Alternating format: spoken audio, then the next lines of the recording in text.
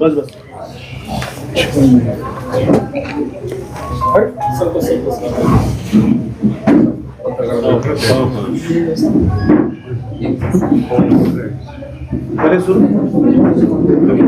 सुरू करूया. जय शिवराय. उपस्थित असणारे सगळेच मान्यवर, सगळे पत्रकार बांधव, म्हणजे माजी आमदार अतुल शेठ बेनके, आदरणीय काळेसाहेब, शिवसेनेचे तालुका संपर्क प्रमुख दिलीपदादा बामणे, चौगुले साहेब, दोन्ही राष्ट्रवादी काँग्रेस पक्षाचे तालुक्याचे अध्यक्ष, सगळे आपण मान्यवर. खरं तर पत्रकार परिषद तुम्ही बरेच दिवस याविषयी विचारत होतात की नेमकी जिल्हा परिषद पंचायत समितीच्या निवडणुकांच्या संदर्भात तालुक्यामध्ये काय परिस्थिती असणार. तर त्या संदर्भामध्ये आपल्यापर्यंत ही माहिती खरं तर देण्यासाठी आज आपल्याशी संवाद साधतो आहे की दोन्ही राष्ट्रवादी काँग्रेस शरदचंद्र पवार आणि राष्ट्रवादी काँग्रेस आणि शिवसेना उद्धव बाळासाहेब ठाकरे असे 3 पक्ष आम्ही एकत्र मिळून ही जिल्हा परिषद आणि पंचायत समितीच्या निवडणुका आम्ही लढवतो आहोत. जी अंतर्गत जागा वाटपाची जी काही प्राथमिक चर्चा आहे ती अगदी अंतिम, आज संध्याकाळ उद्या सकाळपर्यंत ती अंतिम होईल. त्यानंतर त्याही संदर्भात आपल्याला कल्पना देता येईल. परंतु आत्ता मात्र ही आपल्यापर्यंत माहिती पोचवण्यासाठी आमची सगळ्यांची एकवाक्यता आहे की उद्धव बाळासाहेब ठाकरे शिवसेना, राष्ट्रवादी काँग्रेस आणि राष्ट्रवादी काँग्रेस शरदचंद्र पवार आम्ही 3ही पक्ष मिळून ही जिल्हा परिषद पंचायत समिती निवडणूक लढवतो आहोत. आणि राष्ट्रवादी काँग्रेस पक्ष जुन्नर तालुक्यामध्ये एकाच चिन्हावर, म्हणजे घड्याळाच्या चिन्हावर या सर्व जागा आम्ही लढवतो आहोत.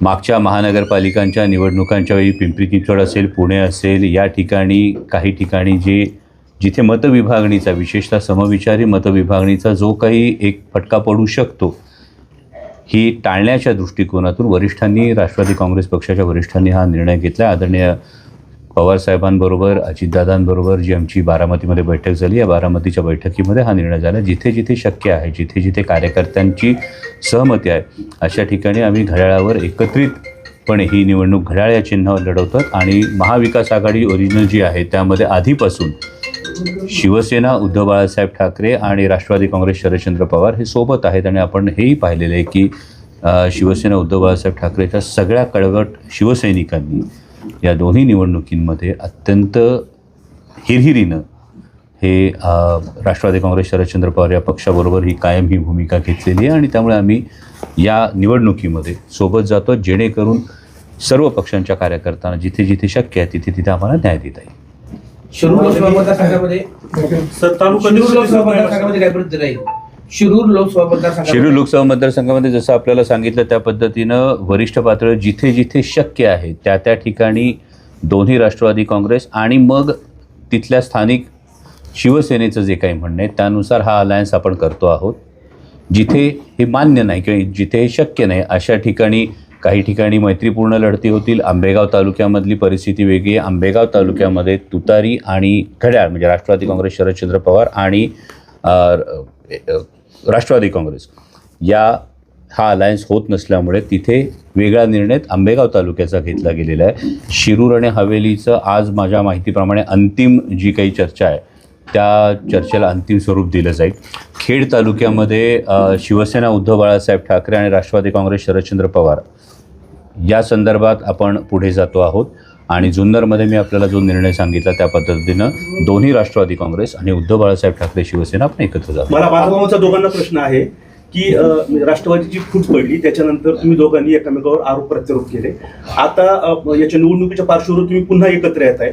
मग आता शेजारच्या तालुक्यामध्ये 2 जे निष्ठावंत जे गट होते, म्हणजे राष्ट्रवादीचे जे अजितदादा आणि शरद पवार गट, यांची एकमेकाची डोकी पण फोडली.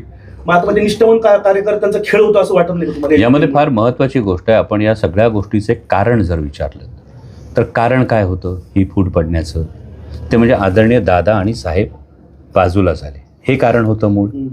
मग हेच कारण जर संपलं असेल, जर आदरणीय दादा आणि साहेबच जर सोबत येत असतील, तुम्ही पिंपरी चिंचवडचा आणि पुण्याचा जाहीरनामा जर बघितला तर त्या जाहीरनाम्यावरचं चित्र पाहून अनेक जण सुखावले होते की एकीकडे आदरणीय साहेबांचा फोटो होता आणि एकीकडे माननीय दादांचा फोटो. नाही, हे सोयीस्करित्या नाही म्हणत आहे मी. तुम्हाला पुन्हा तोच प्रश्न विचारतोय की कारणच जर नाही आहे ज्या कारणासाठी हे घडलं होतं ते कारणच जर एक आलं तर त्यानंतर वाद घालण्याचा प्रश्न राहत नाही. मग ज्यांनी निष्ठावंत कार्यकर्त्याची डुकी फुटली ते हे बघा, यामध्ये मी तुम्हाला तेच म्हणतोय, कुठल्या कारणासाठी आपण जे करत होतो, या कारणासाठी जेव्हा आपण एक येतोय, कारण संपल्यानंतर तुम्ही समविचारी मतांची हे करणं, यासाठी जर तुम्ही एक आलात तर ती गोष्ट सोयीची ठरली. आज तुम्ही मुंबई महानगरपालिकेतलं जर उदाहरण घेतलं तर मुंबई महानगरपालिकेत फायदा कोणाचा झाला?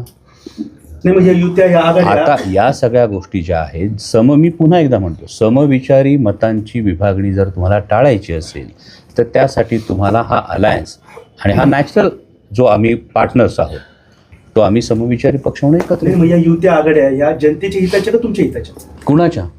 म्हणजे या युत्या आघाड्या ज्या होत आहेत ते जनतेच्या हे हितासाठी बघा, हे मी कायम असं म्हणतो की कार्यकर्त्यांची एकूण भावना काय ही कायम समजून घेतली जाते. आम्ही दोघांनी आमच्या सगळ्या कार्यकर्त्यांशीही चर्चा केली, त्यानंतर हा निर्णय म्हणजे समन्वयाने झालेला आहे. नाही, या युत्या आघाड्यांमुळे ना, आता तुम्ही पेपर जर वाचला असेल तर पुण्यामध्ये जवळपास 2-1 लाख मतदान नोटाला झाले. मग अशा वेळेला राजकीय ज्या तुम्ही नेते आहेत त्यांनी हा विचार करायला पाहिजे. 2 लाख जर मतदान पुणे महानगरपालिकेमध्ये काही गोष्टी वेगळ्या होत्या, त्यातल्या नॅरेटिव्स काही वेगळे होते. तुम्ही पुणे महानगरपालिकेमध्ये जे नोटाला मतदान करणारे लोक होते ते काही ठिकाणी काही प्रभागांमध्ये टँकर माफियांच्या विरोधात होते, ज्यांच्यावर टँकर माफिया असण्याचा आरोप झाला असं मी म्हणतो, असेही लोक निवडून आले. खासदार साहेब, त्यामुळे या सगळ्या ज्या गोष्टी आहेत त्या दोन्हीचा आपण बादरायण संबंध लावण्यापेक्षा मी जी प्रॅक्टिकल वस्तुस्थिती जी ती आपल्याला सांगितली. खासदार साहेब, आपण पाहतोय की घड्याळ चिन्ह लढायचं तुम्ही फायनल केलं आहे, परंतु काही उमेदवारांनी तुतारी जे चिन्ह होते ते पण मतदारापर्यंत पोहोचवलं आहे. त्यामुळे उमेदवारांचं सगळ्यांचं एकमत झालंय.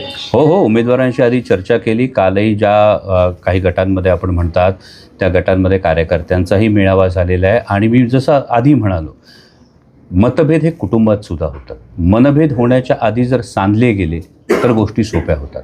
राष्ट्रवादी काँग्रेस पक्षाच्या बाबतीमध्ये कालही ज्या गटांमध्ये तुतारी चिन्हाचा प्रचार हा मोठा झाला, जुन्नर तालुक्यामध्ये हा संदेश सर्वदूर गेलेला आहे की तुतारी म्हणजेच घड्याळ आहे, घड्याळ म्हणजेच तुतारी आहे. आणि त्या पद्धतीने त्या गटामध्ये तो प्रश्न सॉल्व्ह. तुतारी चिन्ह आता विसर्जित करणार का? आणि मूळ हा जो पक्ष आहे राष्ट्रवादी तो एक होणार का? काही तात्पुरतं फक्त मला असं वाटतं it is too early to comment. आणि याविषयी हा प्रश्न जर आपण आदरणीय साहेबांना किंवा दादांना विचारला तर त्याचं उत्तर योग्य पडेल. वेंकट साहेब, तुम्हाला प्रश्न आहे माझा की वारुळवाडीमध्ये आता तुम्ही काल प्रचाराचा नारळ फुटला, तुमचे जे निष्ठावंत कार्यकर्ते ते जर समोरच्या पार्टीत दिसले, मग अशा वेळेला तुम्ही कसं पुढे सामोरं जाणार? नाही, माझे त्याच्या बाबतीत जुन्नर तालुक्याच्या राष्ट्रवादी काँग्रेस कसं होतं,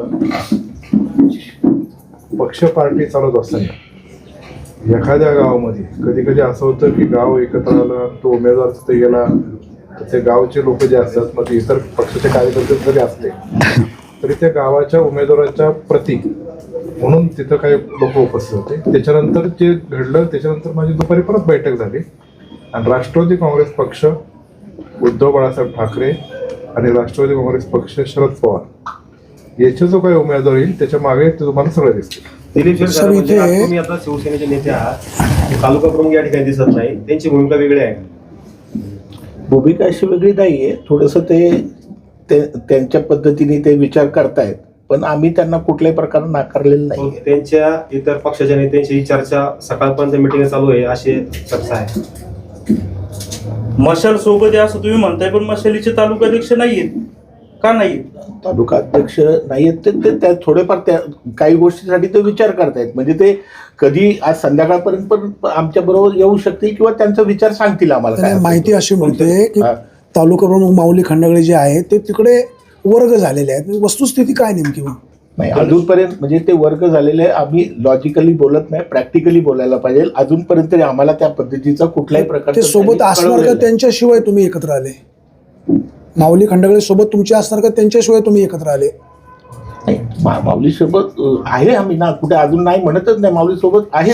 तुमची एवढी महत्वाची पत्रकार परिषद आहे, संपर्कात जर आहे तर ते गैरहजर का आहे?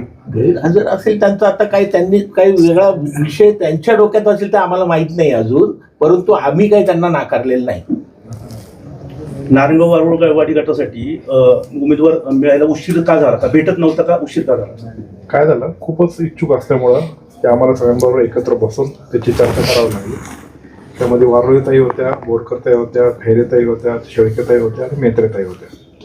आणि त्याच्यामुळे पक्षाच्या पॉलिसीज काय ठरणार, काय ठरवते हे काय अंतिम होत नव्हतं. आता ते ठरलेलं आहे आणि आम्ही बऱ्याचशा उमेदवारांची एकमत करण्याचा प्रयत्न सुद्धा झालेला आहे.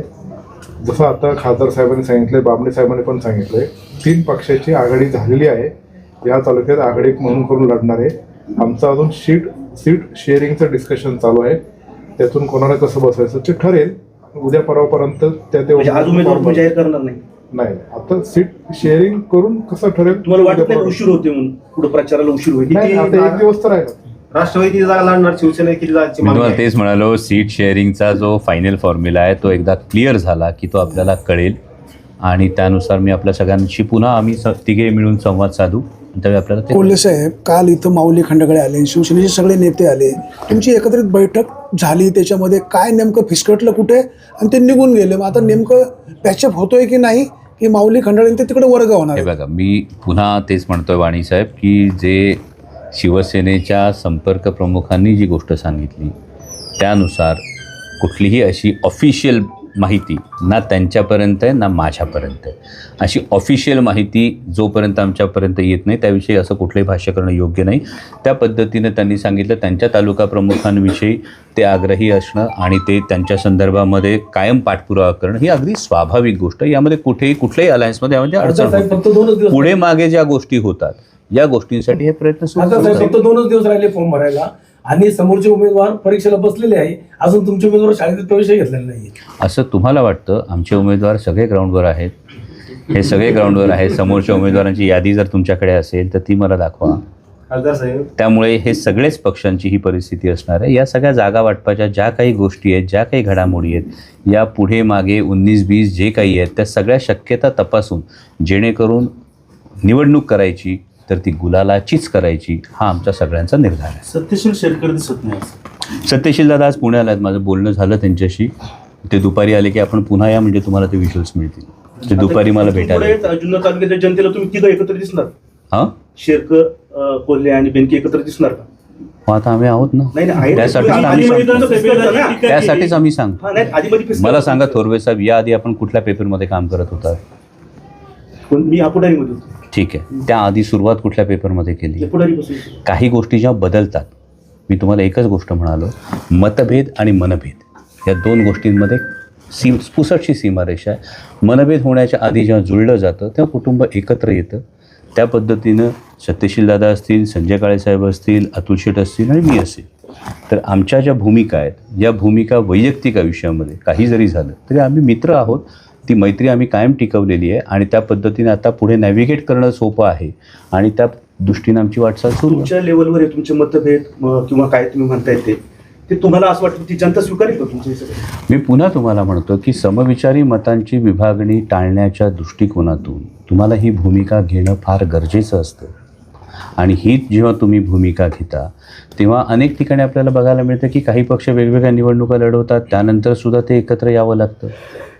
बिहारमध्ये झालंच ना, बिहारमध्ये वेगळ्या निवडणुका लढल्या ना आणि हे झाल्यानंतर पुन्हा त्यांना त्या ज्या गोष्टी असतात त्या निवडणुकीनंतरच्या ज्या काही गोष्टी असतात त्यावेळी त्या अलायन्स आणि या गोष्टी काही निवडणूक पूर्व असतात, काही निवडणुकीनंतर असतात. या केसमध्ये कुठेही कन्फ्युजन नको या दृष्टिकोनातून आम्ही तिघेजण निवडणूक पूर्वच जुन्नर तालुक्यासाठी ही आघाडी आम्ही जाहीर करतो. आता तुम्हाला पुन्हा सांगत बसावं लागणार ना लोकांना. सांधले सगळं सांधलंय, तुम्ही काळजी करू नका.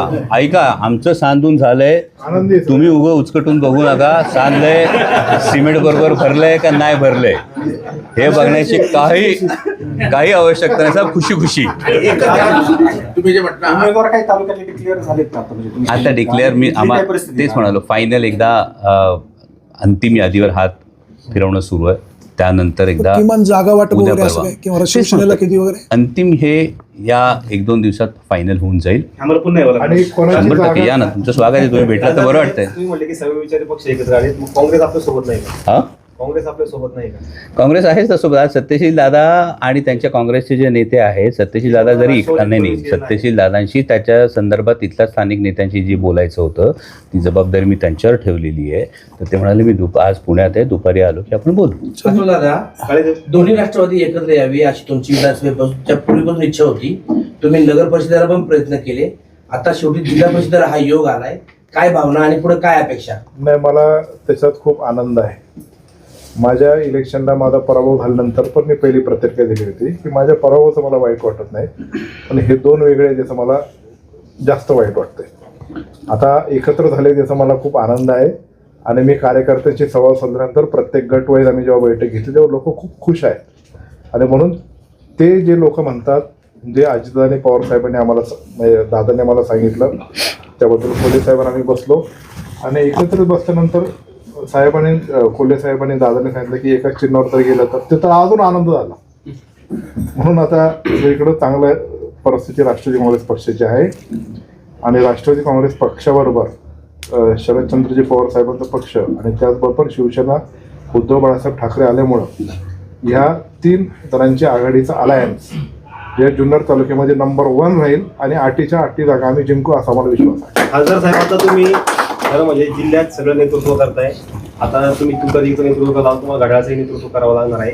या सगळ्यामध्ये माजी खासदार जे आहेत त्यांनी उमेदवार दिलेली होती, यात तुमची भूमिका कशी असते? काय माजी खासदार जे काही आढळराव पाटील हा. ते आपल्या पक्षात आहेत घड्याळाकडे. हां, आता तुम्ही सगळं नेतृत्व करताय, मग त्यांची भूमिका काय आहे?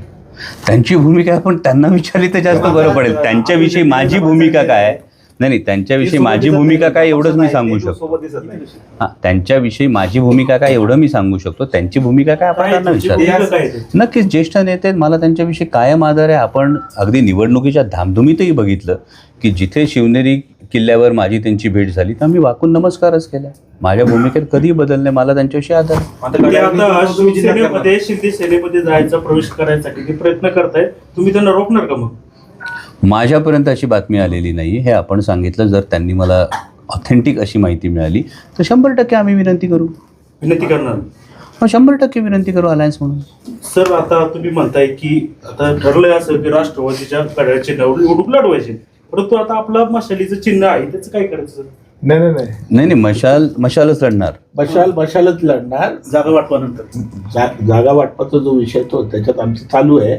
मशालच लढणार आणि मशाल त्या जागेवर मशालाचा एक्झिस्टन्स संपणार हा. फक्त 2 राष्ट्रवादी म्हणून तुम्ही घड्याळाची 2 राष्ट्रवादीचे जेवढे उमेदवार आहेत ते घड्याळावर लढणार. जेवढे शिवसेना उद्धव बाळासाहेब ठाकरे पक्षाचे उमेदवार आहेत ते मशालीवर लढणार. साहेब, ते जेव्हा ते अजित दादाकडे गेले तेव्हा तुम्ही त्यांना एक सल्ला दिला होता, मित्रा शहाणा हो, अजून निर्णय करायची वेळ आहे, म्हणजे असं सल्ला दिला होता. असं म्हणतात की परिस्थिती माणसाला शहाणपण शिकवते. कदाचित आमच्या दोघांच्या बाबतीत खरं असेल. मग हा शहाणपणा साहेब, माऊली खंडाकडे आणि मंगेशांना जर तुमच्या सोबत आले नाही तर त्यांची हकलपट्टी होऊ शकते? अजून विचारच केला नाही पक्षाने. ते आमच्या सोबतच आहेत अजून. आज त्याचा विचार ज्यावेळेला ते जातील त्यावेळेला विचार करू त्याबाबत. हे जे युती आघाड्याचे जे चर्चा माऊली खंडाकडे करतात, समजा शरद सोनवणेच्या बंगल्यावर एकत्र हॉटेलमध्ये, तुम्हाला त्यांनी विश्वासात घेतलं होतं का? कसं असतं, प्रत्येक पक्षाचा ABC प्लॅन असतो. त्या प्लॅननुसार काही गोष्टी प्रत्येकाकडे जाऊन बोलायचं असतं. इथे स्थानिक निवडणूक आहे आणि स्थानिक निवडणूक असताना स्थानिकांना प्राधान्य दिलं पाहिजे. ते कसं योग्य आहे, तो माणूस निवडून यायला पाहिजे ह्या दृष्टीने बोलत असतो. साहेब, बी प्लॅन प्रमाणे जर माऊलींचं तिकडे फायनल झालं तर तुम्ही परत तिकडे जम घेणार? जर माऊली शेटबरोबर तिकडे जाणार. एकनाथ शिंदेबरोबर त्यांचा टाईप झाला तर तुम्ही परत तिकडे उडी मारणार? मग अहो साहेब, आम्ही निष्ठावंत आहोत. म्हणजे ते निष्ठावंत नाही. त्यांनी गेले तर मग ते नाहीच होणार ना निष्ठावंत. आम्ही निष्ठावंत आहोत. आम्ही आमचं जे काय शिवसेना उद्धव बाळासाहेब ठाकरे आणि आमची मशाल आम्ही काही सोडणार नाही. बिनधास्त साहेब, तू आता तुमचे अजितदादा, तुमचे काही कार्यकर्ते शरद सोनवणच्या बंगल्यावरती पाहायला भेटले, त्याबाबत काय सांगा? आता बघू ना काय करू. म्हणजे ते काय गेलते की तुम्हाला विश्वासात घेऊन गेलते काय किंवा कुठे आहे? कसं आहे, जेव्हा निवडणूक लागते तिथं इच्छुकांची संख्या जास्त आहे, तेव्हा एखाद्या उमेदवारापर्यंत आपण येत असताना तर काहींना अशी नाराजी होती, काही ऐकतच नाही, काही गोष्टीतून हे करतात. पण निवडणूक फॉर्म भरल्यानंतर, निवडणुकीची प्रक्रिया चालू झाल्यानंतर पक्ष ज्या बेशिस्त कार्यकर्ते आणि ह्या सगळ्या गोष्टीतून पाहत असतील तर त्याच्यावर निश्चित प्रकारे आम्ही कारवाई करणारच आहे. आणि काय होतं, निष्ठावंत शब्द तो इकडे तिकडे हलतो ना, म्हणून मी तुम्हाला विचार. अहो ठीक आहे, निष्ठावंत पक्षाच्या विरोधी जो वागेल, जो राष्ट्रवादी काँग्रेस पक्षाची बांधिलकी असेल आणि त्यांनी जर वर्तन चुकीचं केलं त्याच्यावर 100% कारवाई होईल. खासदार साहेब, दोन्ही राष्ट्रवादी एकत्र ह्या निवडणुकीत पुढच्याच येणार आहे की यापुढे पण एकत्रित राहणार आहे? आणि मला दुसरा एक प्रश्न आहे, तुम्ही नगरपालिकेमध्ये एकत्रित आल्यानंतरही तुम्हाला मतदार महानगरपालिकेने एकत्र आल्यानंतरही तुम्हाला मतदारांनी नाकारलं, त्याबद्दल तुमची भूमिका काय? ते महानगरपालिकेमध्ये जेव्हा एकत्र येण्याची जी भूमिका होती ती अगदी 11th hourला या संदर्भामध्ये ही गोष्ट एकूण असेसमेंट केल्यानंतर केली गेली. त्यातही दुसरी एक महत्त्वाची गोष्ट मी वारंवार जे म्हणतोय की समविचारी मतांची विभागणी टाळण्याच्या दृष्टिकोनातून आपल्याला पुढे जायचं. हा निर्णय महानगरपालिकेच्या वेळी एका टप्प्यावर झाला, परंतु महानगरपालिकेला एकूण रिझल्ट कमी असल्यामुळे तुम्ही तसं म्हणताय, पण जर इंटरनल सर्व्हे बघितला तर इंटरनल सर्व्हेमध्ये दोन्ही राष्ट्रवादी एकत्र लढल्याचा काही प्रमाणात आम्हाला अंतर्गत हा फायदा झालेला आहे. आणि त्याच पद्धतीनं ही गोष्ट आत्ता जिल्हा परिषद निवडणुकांच्या वेळी ज्या 12 जिल्हा परिषदेच्या निवडणुका होतात, या 12ही जिल्हा परिषदांच्या क्षेत्रामध्ये या पद्धतीचं नॅव्हिगेशन ऑलरेडी सुरू आहे. कालही आपण बघितलं असेल तर आदरणीय दादांनी बारामतीमध्ये बैठका घेतल्या, पुण्यात बैठका घेतल्या. काल रात्री आमची पुण्यामध्ये या संदर्भामध्ये इतर मतदारसंघांच्या संदर्भातली बैठकही पार पडली. त्यामुळे ही मतविभागणी टाळण्याच्या दृष्टिकोनातून हे नॅव्हिगेशन होतं आहे आणि महानगरपालिकेचा निकष हा पूर्ण वेगळा आहे, मात्र जिल्हा परिषदांच्या वेळी हा निकष पूर्णपणे वेगळा दिसेल. बेनके साहेब, म्हणजे शिंदे गटाचे जे उमेदवार आहेत तिथे जाहीरही झाले, त्यांचा प्रचारही चालू आहे, अजून आपला उमेदवारही जाहीर नाही. त्याच्यामुळे याचा सगळा परिणाम याच्यावर होईल असं वाटतं तुम्हाला? नाही, उमेदवारी जरी जाहीर नसली तरी आमचे जे संभाव्य उमेदवार आहेत त्यांचा अत्यंत चांगला प्रचार चालू आहे. ते घर टू घर पोचलेलं पण आहे. आता विषय आमचा सीट शेअरिंगचा असल्यामुळं ते आम्ही आज जाहीर करू शकत नाही. आम्हाला सीट्स शेअर करून मग ते पुढं जाईल आणि जेव्हा सीट शेअर करून जाहीर करायची परिस्थिती येईल तिथं पण काही ठिकाणी 2 उमेदवार आहे. आता फॉर एक्झाम्पल इथं गुलाब शेट्टी आणि पूजाताई आहे. तर आमची ज्या पद्धतीने सीट शेअर होईल तेव्हा त्याच्याप्रमाणे आम्हाला त्यांना समझोता करून हे करून आम्हाला ते हे करणंच आहे. म्हणून सीट शेअरिंग झाल्यानंतर ते जाहीर होईल, पण प्रचार चालू आहे. सर, तुम्ही जे म्हणाले का प्रश्न विचारला तुतारी विसर्जित करून फक्त घड्याळ हाच एक पक्ष ठेवायचा, का तुम्ही म्हणाले की अजितदादांना किंवा शरद पवार साहेबांना विचारा. तुम्ही हा त्यांना प्रश्न विचारला होता का, आणि विचारला असेल तर त्याचं उत्तर काय होतं? नाही, यामध्ये हा प्रश्न विचारण्याची वेळ आली नाही, कारण ही जी महत्त्वाची गोष्ट आहे की जेव्हा आपण विचारतो प्रश्न तेव्हा त्यामध्ये केवळ तालुक्याचं राजकारण राहत नाही, त्यामध्ये जिल्ह्याचं राजकारण येतं, मग राज्याचं राजकारण येतं, मग देश पातळीवर का राजकारण घडतं ते जातं आणि आंतरराष्ट्रीय या अनेक वेगवेगळ्या गोष्टी आहेत. त्यामुळे या सगळ्याच्या संदर्भातून ज्या काही पुढच्या गोष्टी दिसत आहेत त्यानुसार आत्ता समविचारी मतांची विभागणी टाळण्यासाठी आपल्याला एकत्र निवडणूक लढायची आहे. ही गोष्ट जेव्हा साहेबांनी आम्हाला सांगितली आणि दादांनी आम्हाला सांगितली ती जर आम्हाला मान्य आहे, तर त्यानंतर मग असं तुम्ही का सांगितलं असं विचारण्याची मला तरी काही आवश्यकता वाटली नाही. सर, त्यामुळं जे अजित पवार शरद पवार साहेबांना सोडून गेले त्यावेळी तुम्ही जी भाषणं केली, मोठाचा खासदार केला, म्हणजे लोकसभेला विजय मिळाला आपल्या पक्षाला, ती जी भाषणं होती, ती जी तुमची भाषाशैली होती, तत्वांची ती मांडणी होती, आता तिथं कुठंतरी ती कुणाच्या विरोधात होती संतोषजी? अजितदादांच्या. बरोबर. जर त्यांना काही हरकत नाही, मी त्यांच्या बाजूला बसून प्रचार करतोय, पण तुम्हाला कुठंतरी वाटत नाही. मी तुम्हाला तेच म्हणतोय, ही जी महत्वाची, मी तुम्हाला पुन्हा तेच सांगतो, आपण गल्लत काय करता या प्रश्नांमध्ये. तुम्ही ज्या कारणासाठी हे सुरू होतं ना ते कारण संपलंय हे तुम्ही लक्षात घेत नाही आहात.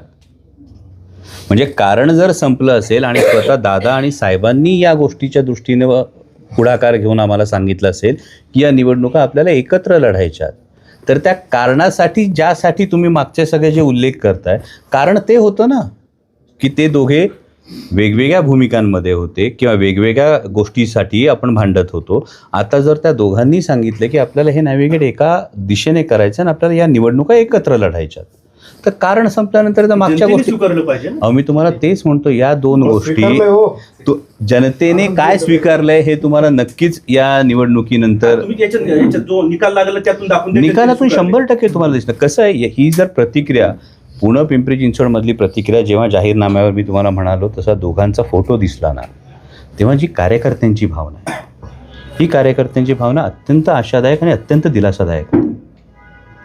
थोडे सरांनी जो प्रश्न विचारला का लोकांना ते पटलं पाहिजे, थोडे फोटो एकत्र होते, तुम्ही शेजारी होते, अजितदादांच्या सुप्रियाताई होत्या, तरी जनतेने स्वीकारलं नाही महापालिकांमध्ये. मी तुम्हाला तेच म्हणतोय, पुणे महानगरपालिका आणि पिंपरी चिंचवड महानगरपालिका या दोन्ही महानगरपालिकांचा एकूण नॅरेटिव्ह, त्यामध्ये असणाऱ्या इतर संसाधनांचा वापर याची जर आपण बारकाईनं उल्लेख केला तर इतकी सरधोपट मांडणी करणं हे चुकीचं ठरेल.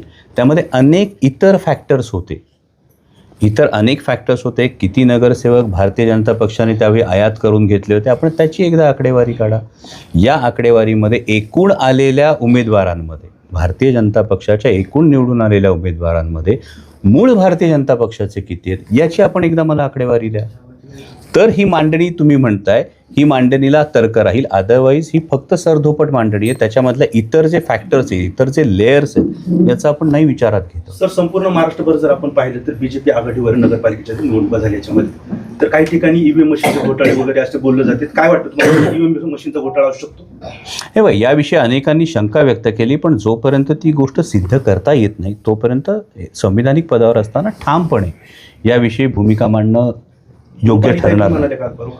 मी स्वतः संविधानिक पदावर आहे, त्यामुळे मी तुम्हाला म्हणतो की जोपर्यंत याचा पुरावा समोर येतो. आपणही जर माझं संसदेतलं भाषण पाहिलं असेल तर संसदेतल्या भाषणात मी देशाच्या संसदेत हीच मागणी केली आहे की तुम्ही दोन्ही पर्याय ठेवा ना, की ज्यांना बॅलेटवर मतदान द्यायचे त्यांनी बॅलेटवर करू द्या, ज्यांना ईव्हीएमवर विश्वास असेल त्यांनी ईव्हीएमवर करू द्या. जर लोकशाहीमध्ये हे दोन्ही अधिकार आपण मान्य करू ही आम्ही मागणी केली. आता सरकार काय ती मागणी मान्य करतं ते बघायला पाहिजे. तुमच्या मनात त्याबाबत काही शंका आहे का? काय? ईव्हीएमच्या बाबत समजा ईव्हीएमचा दुरुपयोग होतो. हे बघा, वैयक्तिक या संदर्भाविषयी माझं म्हणणं वेगळं काही जरी असलं तरी सुद्धा जर एखाद्या गोष्टीविषयी शंका घेतली तर त्याचा पर्याय देता आला पाहिजे ना. जसं मगाशी तुम्ही नोटाचा उल्लेख केला, नोटा हा पर्याय आहे ना, की मला जर उमेदवार मान्य नसतील तर मी नोटाला मतदान करेल, हा पर्याय आहे.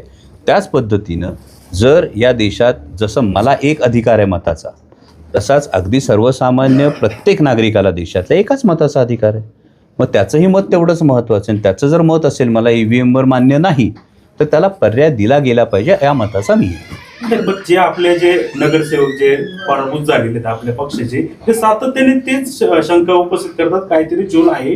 ठीक आहे, तुम्ही संविधानिक पदावर तुम्ही थेट बोलू शकत नाही, पण तुमच्याही मनामध्ये शंका आहे का, हा सरळ प्रश्न आहे. आपण त्याचं थेट उत्तर द्यावं. त्याचं थेट उत्तर हेच आहे की कुठल्याही विषयावर जेव्हा शंका उपस्थित केली जाते तेव्हा त्याचा पर्याय दिला गेला पाहिजे. आणि देशाच्या संसदेत मांडली आहे ही भूमिका की जिथे शक्य, ज्यांना मान्य आहे त्यांनी ईव्हीएमवर मतदान करावं, ज्यांना मान्य नाही त्यांना बॅलेट पेपरचा पर्याय उपलब्ध करून द्यावा. ही सरकारची जबाबदारी, ही निवडणूक आयोगाची जबाबदारी. पेपरमधून ज्या बातम्या येतात की निवडणूक आयोग सुद्धा फक्त बीजेपीच ऐकते वगैरे, ह्याबाबत तुमची काय भूमिका, म्हणजे तुम्ही काय सांगा? निवडणूक आयोगाची जी भूमिका आहे, निवडणूक आयोग पेपरचं स्टेटमेंट आहे की कुणीतरी केलेले आरोप छापले जातात. म्हणजे मी तुम्हाला तेच म्हणतो की हे जेव्हा आरोप छापले जातात तेव्हा त्या लोकांना काहीतरी वाटलं असतं. ज्यांनी आरोप केले त्या प्रत्येकाशी मी बोललेलो नाहीये. त्यामुळे जर एखाद्या वर्तमानपत्राच्या संपादकीयमध्ये हे म्हणणं असेल तर त्यावर मी भाष्य करू शकेन. कोणीतरी आरोप केल्याची बातमी असेल तर त्या बातमीवर मला हे मशीन त्याच गाडीमध्ये नेली पाहिजे, पण ती खासगी टॅक्सीमध्ये या अनेक गोष्टी ज्या समोर येतात ना, यासाठीची एक फ्रेमवर्क आहे. तर यासाठीच्या फ्रेमवर्कला त्या ठिकाणी आपल्याला तक्रार नोंदवता येते. त्या तक्रारींचं काय झालं याचा आपण पाठपुरावा करणं जास्त गरजेचं आहे, केवळ प्रतिक्रिया विचारण्यापेक्षा. म्हणजे माझी आपल्याला विनंती तीच आहे की जी मीडियाकडे एक फार मोठी ताकद आहे, ते मीडियाने केवळ प्रतिक्रिया विचारण्यापेक्षा यामधला नेमका फॉलोअप काय घडला, तिथे तक्रार झाली का, त्या तक्रारीचं पुढे काय झालं हे जर आपण सांगितलं आपण सगळे मिळून लोकशाहीची प्रक्रिया बळकट करू शकतो. सर, अजितदादा तर सत्तेत सहभागी आहे आणि तुम्ही इकडे युती केलेली आहे. बीजेपी सोबत जायचं नाही हा आपला पहिल्यापासून होतं, परंतु आता एकीकडं अजितदादा सत्तेत पण असतात, एकीकडे विरोधात शरद पवार गटाला सोबत घेऊन युती करून निवडणुका लढवतात. मग जनतेने काय समजायचं? इथं बीजेपीची आघाडी नाही ना. आम्ही ज्या निवडणुकीत आघाडी केलेली आहे या निवडणुकीमध्ये भारतीय जनता पक्ष आणि राष्ट्रवादी काँग्रेस यांची युती नाहीये. नाही, पण आता राज्यामध्ये सत्तेत आम्ही आघाडी कुठल्या निवडणुकीसाठी केली आहे? जिल्हा परिषद. जिल्हा परिषदेत भारतीय जनता पक्षाबरोबर युतीत कुठला पक्ष आहे? सांगा ना, कुठला पक्ष आहे? तुम्ही पत्रकार आहे, तुम्हाला कल्पना पाहिजे.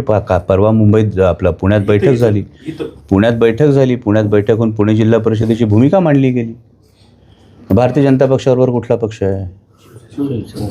शिवसेना शिंदे गट आहे, हे जाहीर आहे. राष्ट्रवादी काँग्रेस पक्ष हा भारतीय जनता पक्षाबरोबर जिल्हा परिषदेत आहे का?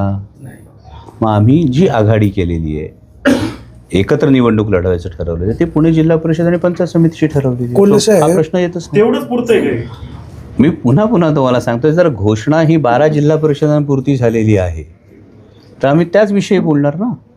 आता कोल्हे साहेब, आता माऊली खंडागळे तुमच्या सोबत नाही, आता शिवसेना ही सोबत आहे, त्यांच्या संलग्न संघटना सोबत आहेत का, आणि त्यांची जागांची किती ऑफर आहे शिवसेनेची? तेच म्हणाले, जागांची ऑफर ही प्रत्येक पक्षाची वेगळी आहे. त्यानुसार त्याचं फायनल आम्ही आज रात्रीपर्यंत किंवा उद्या सकाळपर्यंत फायनल त्याच्यावर हे झाला की त्याची तुम्हाला माहिती मिळेल. कालच्या बैठकीमध्ये शिवसेनेच्या जागांची जास्त मागणी होती. प्रामुख्याने बोरी गट पाहिजे, सावरगाव गट पाहिजे, अशी त्यांनी 4 गट मागणी केली होती. तुम्ही ते नाकारलं म्हणून ते बैठकीतून उठून गेले अशी सर माहिती आहे. नाकारलं असं तुमचं माहिती अर्धसत्य असं म्हणावं लागेल. अर्धसत्य काय आहे? कारण 100% कारण त्यांनी ही मागणी करणं हे स्वाभाविक आहे. कारण प्रत्येक पक्षाचं हे गोष्ट की जास्तीत जास्त कार्यकर्त्यांना न्याय मिळावा. यामध्ये कुठल्या गोष्टी पॉसिबल आहेत, कुठल्या गोष्टी पॉसिबल आहेत याच्यावर चर्चा सुरू आहे. तेच मी आपल्याला म्हणालं, त्यांनी जी एक मागणी केलेली त्याच्यावर चर्चा सुरू आहेत आणि ही चर्चा अंतिम आज उद्यापर्यंत होऊन जाईल. बामणे साहेब, तुमच्या संलग्न संघटना तुमच्या सोबत आहेत? बाकीच्या महिला आघाडी किंवा युवा सेना वगैरे सगळ्या आहेत सगळं बरोबर आहेत आमच्या. काही जागांवर एकमत नाही झालं तर मैत्रीपूर्ण लढत होणार का? चर्चा करून तीच चर्चा आमची सुरू आहे. नाही झालं तर हां, पण ते होणार नाही असं शक्यतो वाटत नाही आहे. नाही झालं तर शेवटी कार्यकर्त्यांना लढण्यासाठी तो पर्याय देण्याचाही आम्ही विचार करू. परंतु यामध्ये पुन्हा मी जसं म्हणतो, यामध्ये नुकसान होणार नाही, आघाडी म्हणूनही नुकसान होणार नाही याची काळजी घ्यावी लागेल. सर, आंबेगावमध्ये जे शरद पवार गटाचे जे कार्यकर्ते आहेत तर ते युतीला विरोध करताय का सांगणार? नाही, तो तिथला त्यांचा वैयक्तिक प्रश्न आहे. खूपदा कसं होतं की काही वेळा युती आघाडी होते तेव्हा विरोध केला जातो. तेव्हा एक गोष्ट कायम लक्षात ठेवावी लागते की वैयक्तिक आवडीनिवडीपेक्षा किंवा वैयक्तिक महत्त्वाकांक्षेच्या पलीकडे जाऊन कधीकधी व्यापक पक्षहित हे डोक्यात ठेवावं लागतं. त्या दृष्टिकोनातून जेव्हा तुम्ही लार्जर याच्यावर विचार करता तेव्हा तो करावा लागतो. आंबेगावमध्ये हा पॅचअप करण्याचा आम्ही प्रयत्न केला, परंतु आंबेगावमध्ये तसा तो पॅचअप करण्याची मानसिकता नाही आणि त्यामुळे ती वेगळी आघाडी करून आंबेगाव विधानसभा मतदारसंघापुरतं ते लढतात. हे दोन्ही गटाकडून एकत्र यायची मानसिकता नाही का फक्त देवदत्त निकम किंवा त्यांचे समर्थक? हे बघा, कुणाला एकाला असं म्हणता येत नाही कारण टाळी एका हाताने वाजत नाही. त्यामुळे फक्त एकाच कडून असं झालं असं म्हणून चालणार नाही. पण हा डायलॉग जो आम्हाला नॅव्हिगेट करणं जे शक्य व्हायला पाहिजे होतं ते तसं नाही झालं ही वस्तुस्थिती. त्यामुळे ते वेगळे लढतात. आता तुमच्या पक्ष वगैरे कारवाई करेल सर? समजा ही युतीचं समजा 12 जिल्ह्यामध्ये ठरलेलं आहे आणि जर तसं पक्षाचं ऐकत नसेल तर आपला पक्ष निवडणुकीनंतर प्रदेशाध्यक्ष या संदर्भात निर्णय घेतील. सर, शिरूरचे माजी आमदार आपल्या कार्यालयात काल आले होते. तुमची अनेक वेळ चर्चा झाली. नक्की काय झालं, काय ठरलं? ते नाराज आहेत का? नाही. शिरूर हवेली विधानसभा मतदारसंघामध्ये पुन्हा याच पद्धतीने अलायन्स करत असताना, याच पद्धतीने सोबत एकत्र निवडणूक लढवत असताना कुठल्या कार्यकर्त्यांच्या जागांवर आपल्याला आग्रही राहायचं या संदर्भात आमच्या दोघांची चर्चा झाली. त्या संदर्भात रात्री अजितदादांकडेही आम्ही पुन्हा एकत्र होतो. त्यावेळी अजितदादांबरोबरही आमची याविषयी चर्चा झाली आणि मी आशावादी आहे की शिरूर हवेलीचा प्रश्न हा स्मूथली मार्गी लागेल. तुमच्या कार्यालयात आता जे संभाव्य उमेदवार आहेत, प्रियंकाताई शेळके आहेत किंवा मित्र हे आलेले आहेत, आम्ही गृहीत धरायचे काही उमेदवार आहेत तुमचे? माझ्याकडे सगळेच उमेदवार येतात. आता ते तर याच्यात आहेत, माझ्याकडे सगळेच उमेदवार येत राहतात. त्यामुळे माझी आपल्याला विनंती आहे, हॅव सम पेशन्स. जेमतेम 1-1.5 दिवसाचा विषय आहे. 1-1.5 दिवसात तुम्हाला यादीच देतो ना. खासदार साहेब, निवडणूक सोडून दुसरा प्रश्न विचारतो. जी. रेल्वेच्या संदर्भात अधिवेशनामध्ये तुम्ही प्रश्न मांडला होता. शिर्डी मार्गे रेल्वे जाते, त्या संदर्भात नक्की भूमिका काय आहे? अतुल शेटने पण त्या संदर्भात भूमिका स्पष्ट केली होती, या मार्गेच व्हावी. यामध्ये आपण वारंवार जर पाठपुरावा बघितला असेल तर आपल्या भागातूनच पुणे नाशिक रेल्वे जावी ही आमची आग्रही मागणी आहे. या आग्रही मागणीमध्ये माननीय रेल्वे मंत्र्यांचं जे उत्तर होतं ते काहीसं वेगळं उत्तर आलं. ते वेगळं उत्तर आल्यानंतर मी पुन्हा रेल्वे मंत्र्यांची 2दा भेट घेतली. त्यातही त्यांचा फायनल DPR जो त्यांचा एक अलाइनमेंट आहे, या अलाइनमेंटविषयी अजून थोडी साशंकता आहे. ती अलाइनमेंट जर झाली नाही तर डेफिनेटली पुन्हा आपल्या ज्या शक्यता आहेत या जास्त पुनरुज्जीवित होतात. यामध्ये माननीय रेल्वे मंत्र्यांनी जो महत्त्वाचा मुद्दा सांगितला तो GMRTचा मुद्दा सांगितला की GMRTने डिपार्टमेंट ऑफ ॲटॉमिक एनर्जीला, म्हणजे मी आपल्याला हवं तर ते जे उत्तर आहे संसदेतलं मंत्रालयाचं ते उत्तरही आपल्या सगळ्यांसाठी उपलब्ध करून देऊ शकेल की GMRTमध्ये एकूण 29 देशांचा स्टेक आहे आणि आत्ता एकीकडे टॅरिफ वॉर आहे, दुसरीकडे मध्य आशियामध्ये थोडंसं तणावाचं वातावरण आहे. या सगळ्या पार्श्वभूमीवर 29 देशांना दुखावणं हा विचार केंद्र सरकारला करावा लागतो असं त्यांचं म्हणणं आहे. आणि त्यामुळं याच्यावर पर्याय काय? कारण GMRTने डिपार्टमेंट ऑफ ॲटॉमिक एनर्जीला कळवलं, डिपार्टमेंट ऑफ ॲटॉमिक एनर्जीनं रेल्वेला कळवलं की आम्हाला पेंटोग्राफच्या फ्रिक्शनचा आणि रेडिओ सिग्नलिंगचा या दोन्हीला त्रास होईल. म्हणून संसदेमध्ये मी 15 जागचं उदाहरण दिलं, ज्या 15 जागी रेडिओ टेलिस्कोप आणि रेल्वे हे दोन्ही एकत्र आहेत.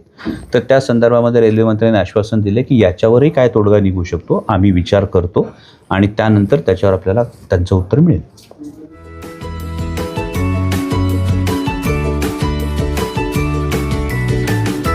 बातम्या शेतीच्या, बातम्या मातीच्या, बातम्या अन्यायाच्या, गुन्हेगारीच्या,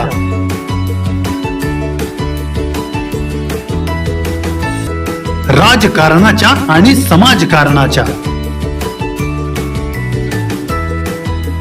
शोषणाविरुद्ध बुलंद आवाज, जनसामान्यांच्या हुंकाराची गाज, सत्कार्याला प्रोत्साहन, दुष्कृत्याला अनुशासन, निर्भीड, निस्पृह, सडेतोड, बेधडक आणि रोखटोक म्हणजेच विघ्नहर टाइम्स. शोध बातमीचा, ध्यास सत्याचा. आपलं चॅनल, आपली बातमी. सबस्क्राईब तर कराच, पण बेल आयकॉनवर क्लिक करायलाही विसरू नका.